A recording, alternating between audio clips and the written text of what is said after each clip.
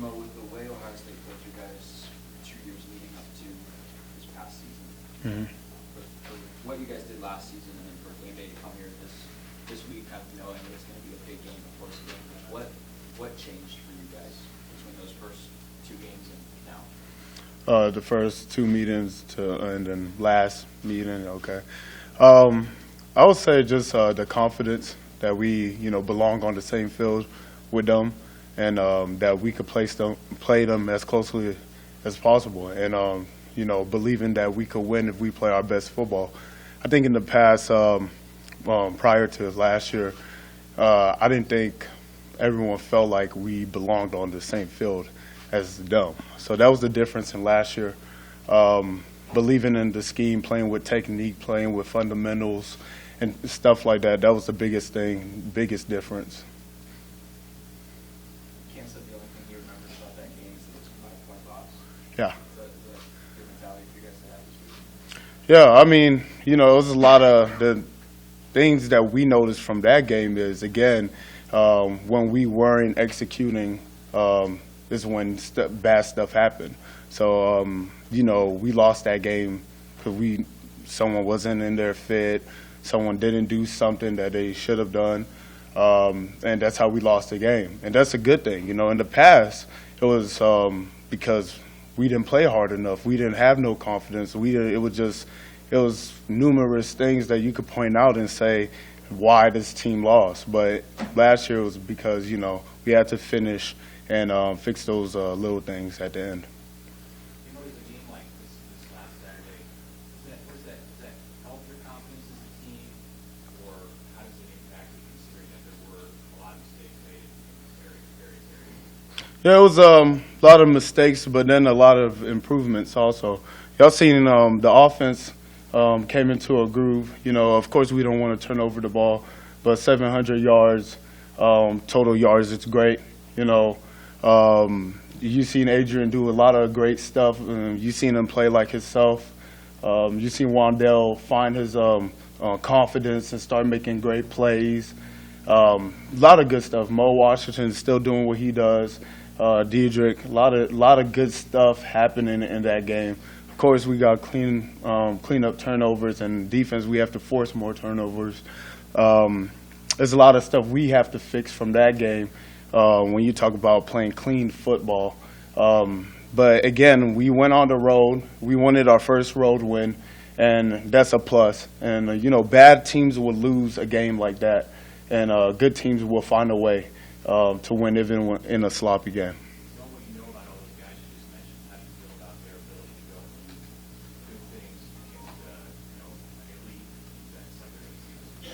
I know they're going to put their best football out there. They're competitors. And, again, playing Illinois is no slouch, and they had some good players out there also. So anytime you play in the Big Ten, you're going to have everyone's their best play. And there's always good players in every team. And Ohio State just happens to have a lot of them on one team. And it's a good thing. You want to play Ohio State. You want to play the best teams, and we're going to go out there and compete. Are you familiar with Fields at all this week and being down and where it's at? What do you think? I'm not real familiar with his class level. I played in 6A football. I think he played in the lower levels, probably 2, 3A or something like that.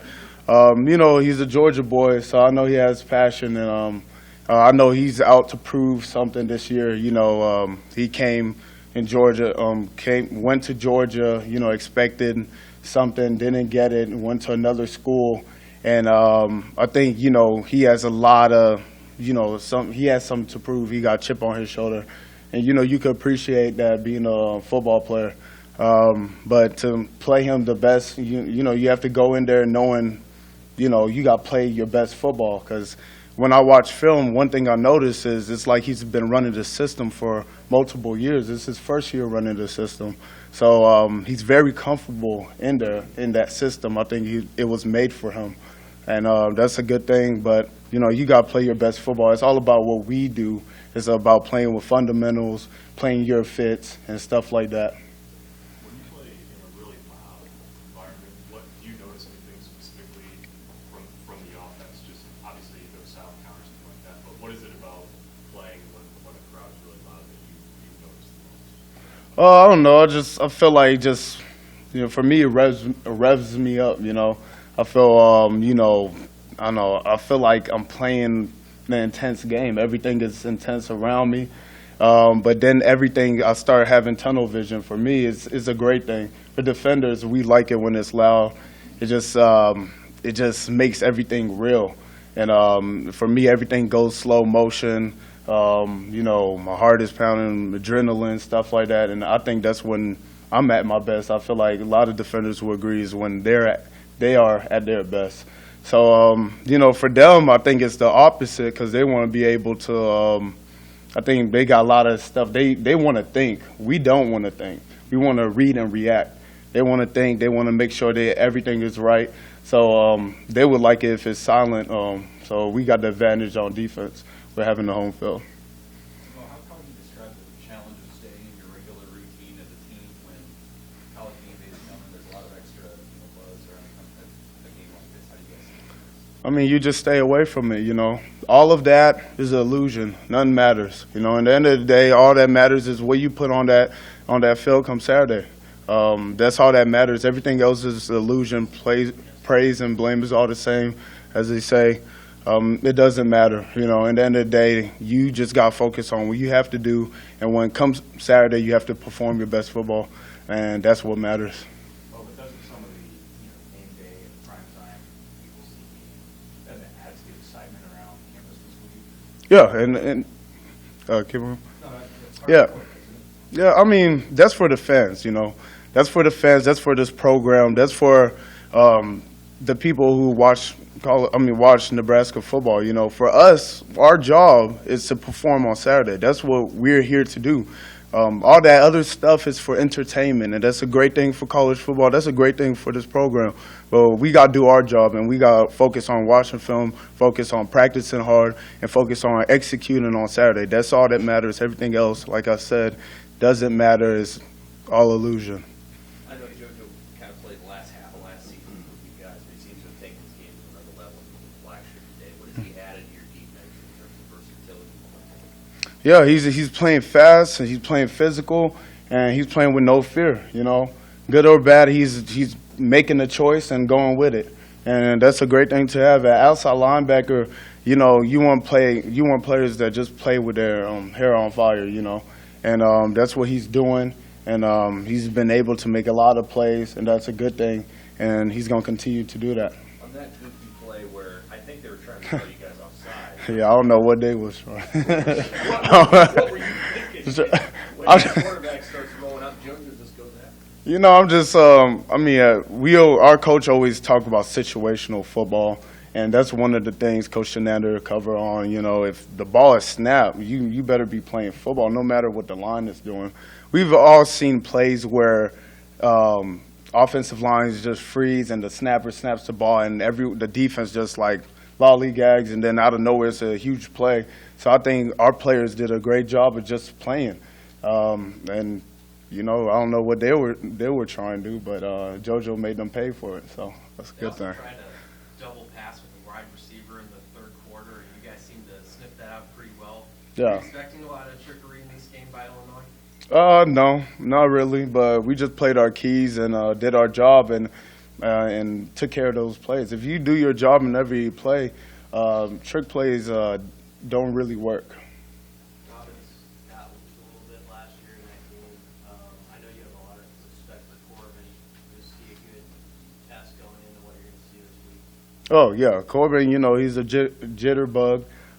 Something I do like about Dobbins is how low he runs.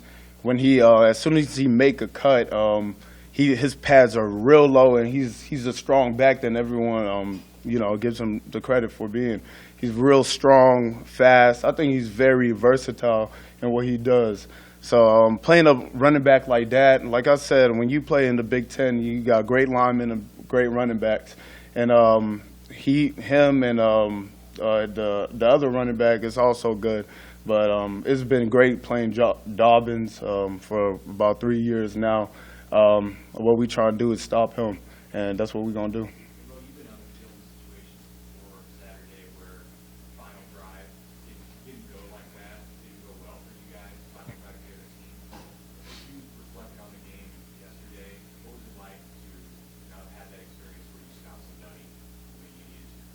It's been great. You know, like I said, I think one thing we did do real well as a defense. Last game was we was 1 for 13 on third downs. That's money down. When you could stop a team getting them off the field on third down, that's when money is made. That's when wins are generated, and that's what we did. It was just another, a series where we practiced situation. Coach Shenanda preached. Okay, it's 1 minute, 2 minute situations. It's time to get them off the field, and it's no moss, no give up, no none. We got to be focused, and that's what we did.